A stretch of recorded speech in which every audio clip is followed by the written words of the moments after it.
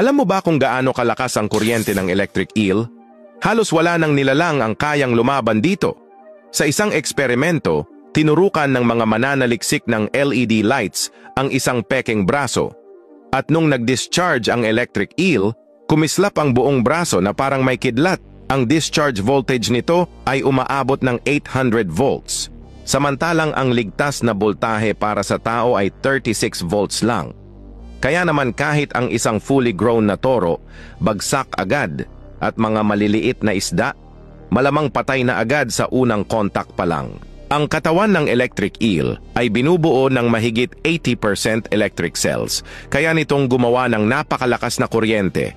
Pero teka lang, may isang hayop na di basta-basta natitinag, ang crayfish. Nakukuryente rin sila, pero parang walang nangyari. Minsan pa nga, sila pa ang lalapit. Kakapit at kakagatin pa ang electric eel.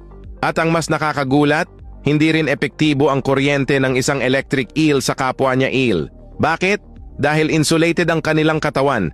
Kahit ilang volts pa yan, walang epekto. Grabe, di ba?